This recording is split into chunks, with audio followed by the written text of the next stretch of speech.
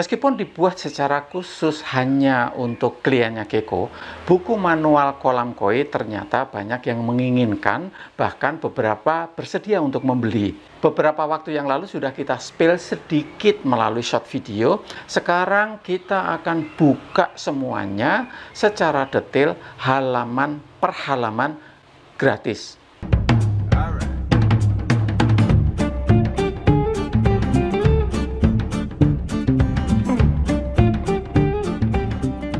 Paman dan Bibi, para pecinta dan peminat koi, nama saya Keko, saya adalah perancang kolam koi. Dan marilah kita buka buku manual ini halaman per halaman. Di semua halaman, sejak dari cover, halaman pertama sampai halaman terakhir, akan saya sediakan waktu untuk dilakukan tangkapan layar. Jadi kalau Anda mau, nanti kalau sudah dikumpulkan, bisa menjadi satu buku. Dari ratusan kolam yang sudah kita bikin dan semuanya ada buku manualnya, saya mau minta izin kepada Paman Andi di Solo untuk menggunakan buku manualnya sebagai contoh, karena buku manual yang satu ini cukup lengkap. Dari halaman pertama ya, ini adalah covernya, kita buat sebaik mungkin. Ini kalau dicetak di art paper yang glossy gitu, cakep banget. Tentu saja seperti buku yang lain, kita mulai dengan daftar isi, ada beberapa bab pengantar, kemudian mengenal kolam koi Anda, mengelola kolam koi baru, perawatan, mengatasi masalah, ada halaman khusus untuk kontak, dan kita tambahi appendix. Kita ke pengantar dulu di halaman 1. Buku manual yang berupa buklet ini secara khusus dibuat untuk kolam yang ini. Bisa berlaku untuk kolam ini, tetapi belum tentu berlaku untuk kolam lain, dan sebaliknya buku manual dari kolam lain belum tentu berlaku untuk kolam ini. Kita buka secara umum seperti ini, nanti Anda bisa menarik sendiri relevansinya dengan kolam yang Anda miliki.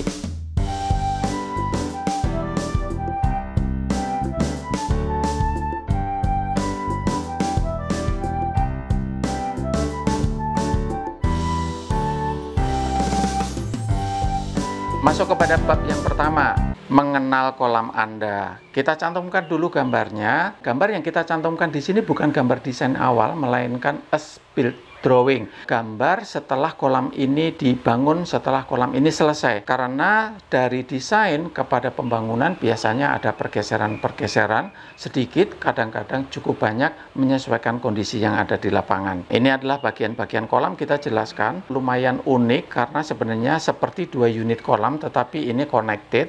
Jadi berhubungan membentuk sebuah sudut. Kita jelaskan semuanya yang ada di sini dan juga dicantumkan ukuran-ukurannya biar lebih dipahami. Di halaman berikut ukurannya secara lebih detail lagi kita sampaikan biar klien memahami dimensi kolamnya. Kemudian dari samping secara perspektif itu juga kita sampaikan di sini chamber-chambernya seperti apa. Dilanjutkan lagi ke sini.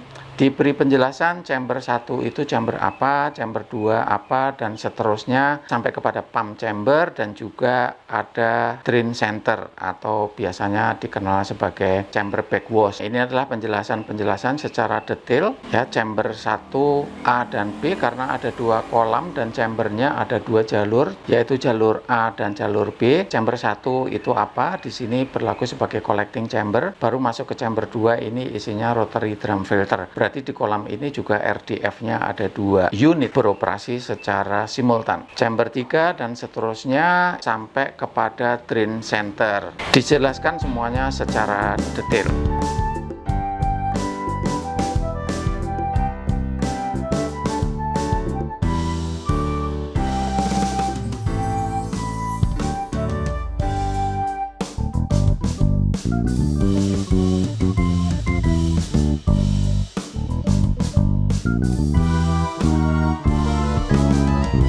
Kemudian anatomi pemipaan ini penting juga, jadi bukan hanya yang kelihatan dari luar, dalam-dalamnya pun kita sampaikan di sini, sebab mereka juga harus paham alur pemipaannya itu seperti apa, air dari mana, kemana, secara detail kita sampaikan juga. Sampai ke halaman 7 dan di halaman 8 kita jelaskan peralatan-peralatan yang digunakan di kolam ini. Peralatannya apa, tempatnya di mana, fungsinya untuk apa. Sekali lagi saya sampaikan bahwa buku manual manual ini harus mengasumsikan bahwa klien atau pemilik kolam belum paham tentang kolam koi. Jadi memang harus detail. Seperti Anda kalau mau beli sesuatu disertai dengan buku manual, tentu buku manualnya detail, mengabaikan apakah Anda sudah paham atau belum.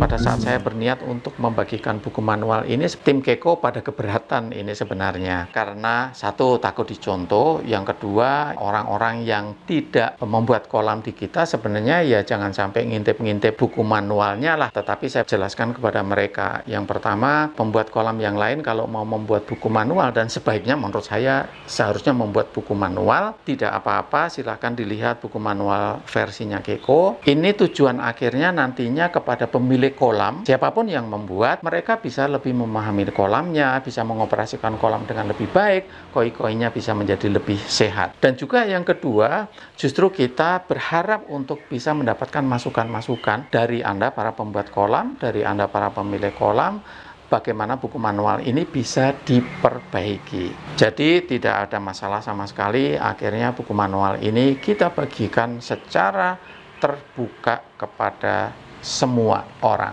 Yang berikutnya adalah pengoperasian kolam agar klien bisa mengoperasikan kolam sebagaimana mestinya. Yang pertama tentang elevasi air. Kolam tidak bisa beroperasi kalau airnya tidak penuh karena memang sistem pemipaannya seperti itu. Misalnya airnya cuma 1/4, tentu saja kolam belum bisa dioperasikan, pompanya belum bisa dijalankan. Oleh karena itu di sini ada dripping juga yang nanti akan dijelaskan di subbagian perawatan umum. Pipa pull up yang ada di drain center tempatnya yang berhubungan dengan kolam otomatis berfungsi sebagai overflow atau limpasan. Kontinuitas operasi harus dipahami bahwa kolam koi kalau sudah dijalankan akan membentuk sebuah ekosistem yang berkelanjutan sehingga operasionalnya harus dilakukan 24 jam sehari, 7 hari seminggu, alias tidak pernah berhenti sama sekali. Tidak boleh mematikan salah satu peralatan yang sedang beroperasi. Misalnya pada saat malam hari ada salah satu pompa yang dimatikan. Hal itu tidak boleh dilakukan sebab akan mengubah keseluruhan kondisi ekosistem. Kapasitas peralatan semuanya sudah diukur sesuai dengan pemipaan, circulation rate, kondisi kolam yang ideal seperti apa. Jadi misalnya ada masalah, diganti dengan kapasitas yang sama. Merek dan daya listrik memang tidak cukup penting untuk diperhatikan. Yang penting kapasitasnya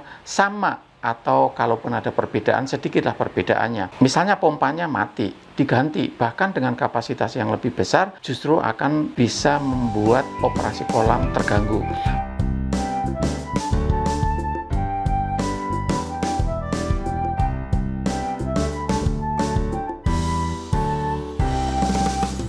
Ke bab yang berikutnya, mengelola kolam baru. Dan di buku manual ini kita mengasumsikan kita sama sekali tidak menggunakan bakteria starter. Penting sekali pemilik kolam untuk mengikuti tahap-tahap mematangkan kolamnya secara alamiah. Dan yang paling penting adalah soal pemberian pakan. Di sini dibuatkan jadwal pemberian pakan yang bertahap sejak dari minggu ke-1 sampai minggu ke-10 dan seterusnya. Asumsinya di minggu ke-10 kolam sudah mencapai maturity. Pemberian pakan bertahap sejak dari 10 gram sampai nanti maksimum adalah 800 gram setelah mencapai minggu ke-10. Perkembangan pemberian pakan mengikuti S-curve, kurva S. Sumbu X-nya waktu, sumbu Y-nya jumlah pakan, kurvanya akan membentuk kurva S.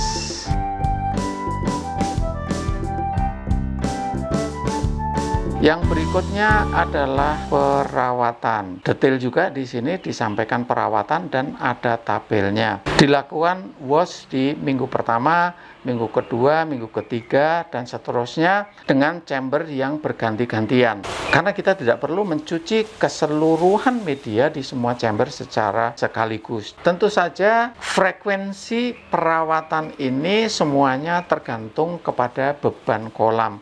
Ini mengasumsikan bahwa beban kolam kolam sesuai dengan tabel yang sudah kita berikan. Kalau beban kolam lebih, ya berarti frekuensinya harus dibuat lebih rapat lagi atau bisa sebaliknya. Kemudian cara melakukan wash bagaimana? Inilah pentingnya kita memahami struktur kolam, karena pada saat melakukan wash kita harus mengisolasi chamber tersebut sehingga air tidak masuk dari chamber-chamber yang lain.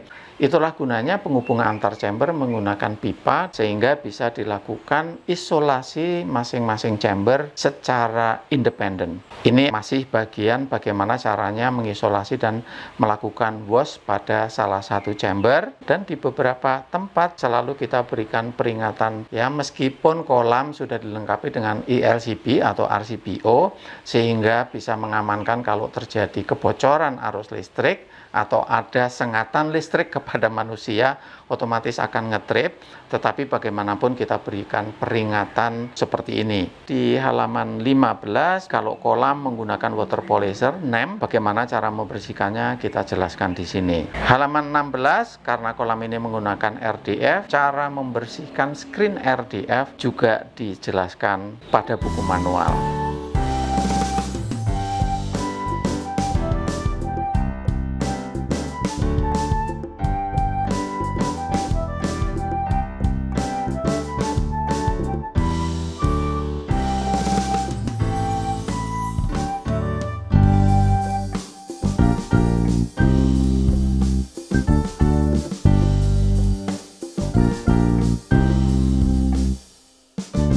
Di halaman 17, perawatan peralatan. Bagaimana melakukan perawatan pompa, UV, dan peralatan yang lain, aerator juga. Dan diberi penjelasan bahwa lampu UV umumnya hanya mempunyai lifespan secara efektif sekitar 3000 jam.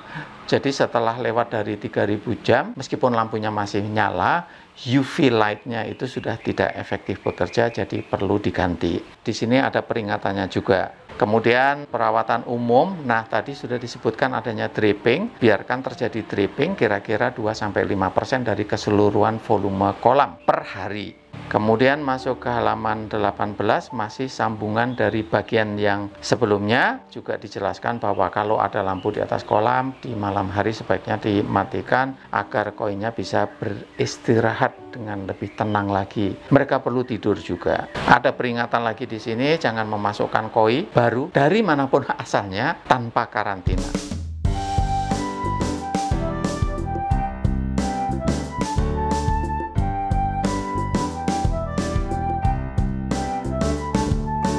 Mengatasi masalah hal-hal umum yang sering terjadi di kolam koi dijelaskan. Ya, misalnya air berbusa. Kenapa air berbusa? Bagaimana mengatasinya? Air hijau, air keruh, air di chamber turun atau mengalami tekor. Apa yang terjadi di sini dijelaskan. Kalau peralatan mati atau listrik mati, apa yang harus dilakukan? Dijelaskan juga di sini. Dan bagaimanapun kalau ada masalah yang tidak bisa diatasi sendiri, kami menyediakan nomor kontak sehingga klien bisa menghubungi kita sewaktu-waktu.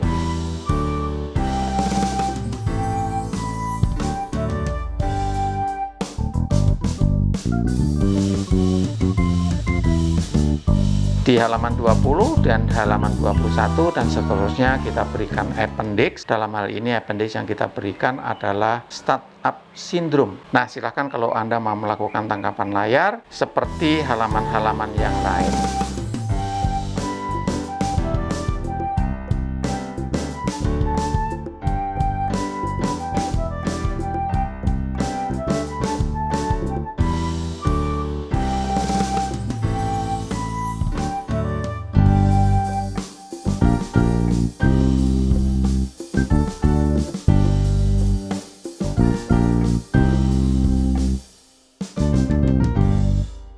Paman dan Bibi, para pecinta dan peminat koi, saya Keko. Terima kasih banyak. Semoga koi-koi kita berbahagia. Ciao.